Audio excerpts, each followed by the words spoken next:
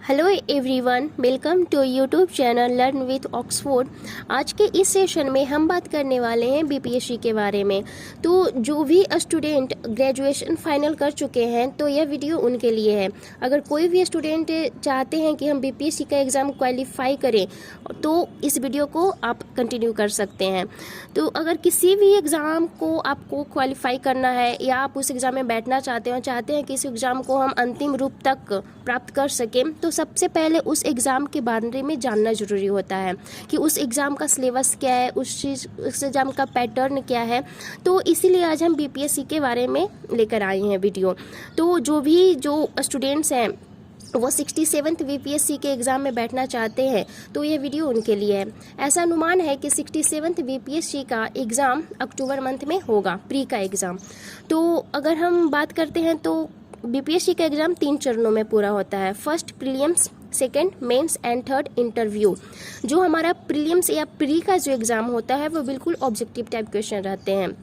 हमारा मेंस का जो एग्ज़ाम होता है वो सब्जेक्टिव लेवल का रहता है। और जो इंटरव्यू होता है वो आप उसमें ना ही आपसे किसी क्वेश्चन का आंसर करवाया जाएगा, ना ही आपसे वहाँ पे पेपर लिखवाया जाएगा।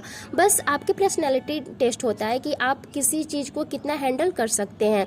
आपके सामने अगर किसी भी चीज़ का ऐसा सिचुएशन आ जाता है जो कि आप उसको हैंडल कर पाते हैं या नहीं। तो चलिए चलते हैं सबसे पहले हम प्रीलिम्स की तरफ यानी प्री एग्ज़ाम की तरफ।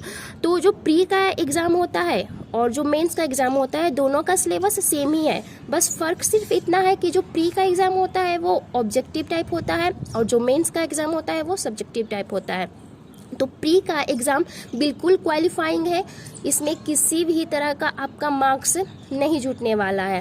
प्री का एग्ज़ाम से सिर्फ आप क्वालिफाई कर सकते हैं। मतलब इसका मतलब ये है कि अगर आप प्री का एग्ज़ाम क्वालिफाई कर जाते हैं तो आप मेंस पेपर के लिए बैठ सकते हैं, अन्यथा आप नहीं बैठ सकते हैं। और दूसरी सबसे बड़ी बात कि प्री का एग्ज़ाम जो बीपीएससी का प्री का एग्ज़ाम है उसमें नेगेटिव मार्किंग नहीं रहता है। यानी कहने का मतलब है कि आप आराम से इस चीज़ को क्वालिफाई कर सकते हैं।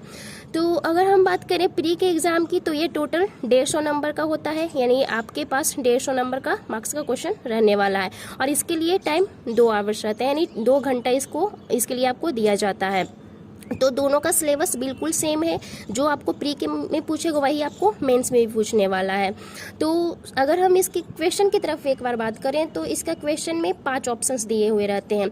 4 ऑप्शंस तो जैसे आप सभी ने देखा होगा, लेकिन 5वां ऑप्शन इसमें दिया गया है या तो इनमें से कोई नहीं या तो एक से अधिक, ऐसा कर कर आपके पास इसका 5वां ऑप्शन रहता है।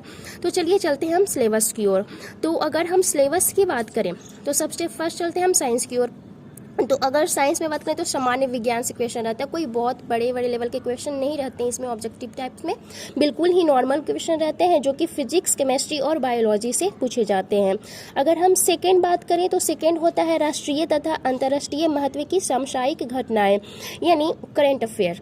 करेंट अफेयर में आपको यहाँ से 3 तरह का मतलब कंप्लीट करना पड़ेगा। एक तो राष्ट्रीय नेशनल करेंट अफेयर, एक इंटरनेशनल करेंट अफेयर और थर्ड जो हो गया बिहार का करेंट अफेयर। यानी बिहार में कौन सा स्कीम लॉन्च हुआ है, कौन सी योजनाएं सरकार द्वारा चलाई गई है, ये सारी। यानी आपके पास यहाँ पे 3 ऑप्शन रहेंगे करेंट अफेयर करने के लिए।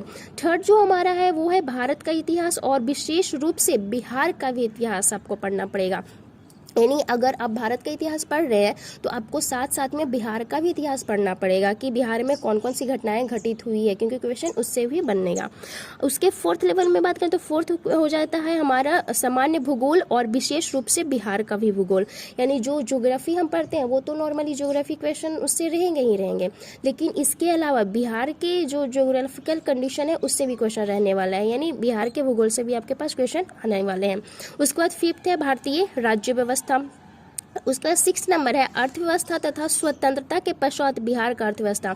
यानी आपको भारतीय अर्थव्यवस्था के बारे में पढ़ना है, लेकिन इससे भी थोड़ा और एक्स्ट्रा पढ़ना पड़ेगा आपको। यानी जो हमारा देश आज़ाद हुआ था उसके बाद बिहार के अर्थव्यवस्था पर कैसा प्रभाव पड़ा है, कंडीशन उसकी कैसी है। 6th नंबर है हमारा राष्ट्रीय आंदोलन और बिहार का योगदान। अगर हम 7th लेवल की बात करें तो 7th जो हमारा है वो है राष्ट्रीय आंदोलन और बिहार का योगदान। यानी जो भी राष्ट्रीय आंदोलन हुए हैं हमारे देश में, चाहे वो स्वतंत्रता के चाहे वो अंग्रेज के आने के पहले हुए हैं और फिर मुगल काल में हो, कोई भी आंदोलन हुए हैं तो उसके बारे में पढ़ना है और उसमें बिहार का योगदान कैसा रहा है उसके बारे में पढ़ना है। जो हमारा 8 नंबर है वो है सामान्य योग्यता को जानने वाले प्रश्न, यानी इसमें आपको मैथ्स से और रीजनिंग से रिलेटेड 10 क्वेश्चन मिलने वाले हैं। इसमें ज़्यादा नहीं, बस 10 क्वेश्चन ही मिलेंगे और प्री एग्ज़ाम बिल्कुल ही क्वालिफाइंग रहता है, इसमें किसी भी तरह का मार्क्स इसमें आपका ऐड होने वाला नहीं है।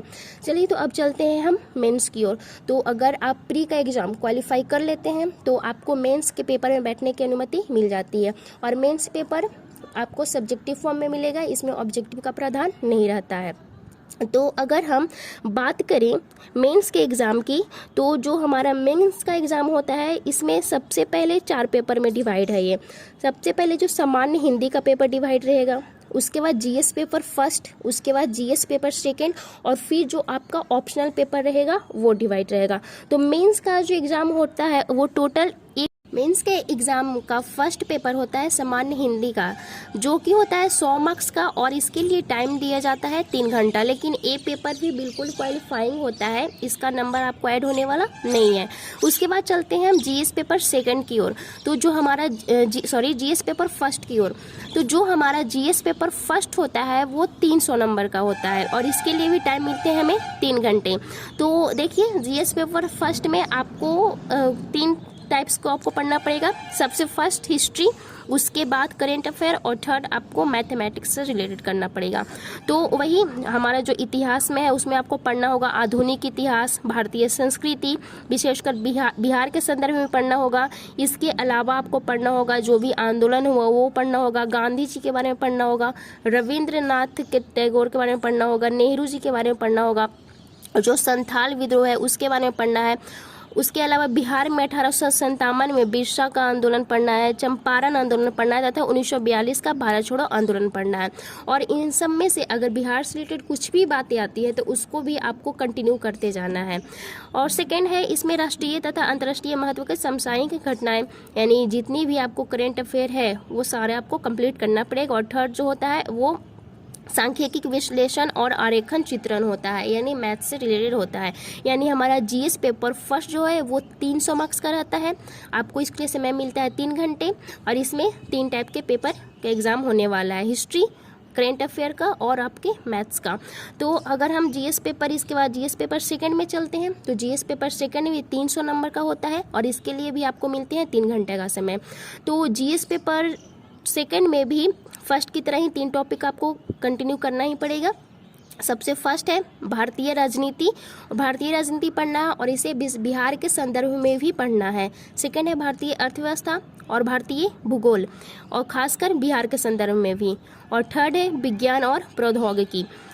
तो इसमें आपको पढ़ना पड़ेगा भारतीय राजनीति, बिहार के संदर्भ में भी पढ़ना है, भारतीय अर्थव्यवस्था और भारत का भूगोल, इसे भी बिहार के संदर्भ में पढ़ना है, और विज्ञान और प्रौद्योगिकी। और करेंट टाइम में यानी वर्तमान समय में जो भी विज्ञान से रिलेटेड कोई भी खोज हुआ है या फिर कुछ भी ऐसा हुआ है जो विज्ञान से रिलेटेड है वो भी आपको कंटिन्यू करते चलना है। और जो हमारा मेंस में सबसे फोर्थ पेपर होता है वो होता है ऑप्शनल पेपर। तो ऑप्शनल पेपर भी होता है 300 मार्क्स का, इसके लिए आपको टाइम दिए जाते हैं 3 घंटे इसके लिए भी। तो ऑप्शनल पेपर आप अपने अकॉर्डिंग कुछ भी ले सकते हैं। जब आप फॉर्म फिलअप करेंगे तो वहाँ पे आपको ऑप्शन दिए हुए रहेंगे कि आपको जो भी चीज़ में इंटरेस्ट है कि हम इसमें बेटर कर सकते हैं उसको आप ऑप्शनल पेपर के रूप में चुनिए। और मेंस दोनों आपका क्वालिफाई हो जाएगा तो आपका सबसे लास्ट होगा इंटरव्यू, जो कि बिल्कुल आपके पर्सनैलिटी टेस्ट होता है। इसमें किसी प्रकार का आपका ऑब्जेक्टिव क्वेश्चन लिखना नहीं पड़ेगा या फिर सब्जेक्टिव क्वेश्चन लिखना नहीं पड़ेगा, ऐसा कुछ भी नहीं होगा, बिल्कुल वो आपका पर्सनैलिटी टेस्ट होगा। तो इंटरव्यू होता है 120 मार्क्स का। तो आज के इस सेशन में हम बात की है बीपीएससी के बारे में। आई होप ये वीडियो आप सभी को पसंद आया होगा। ठीक है, आज के लिए इतना ही, धन्यवाद।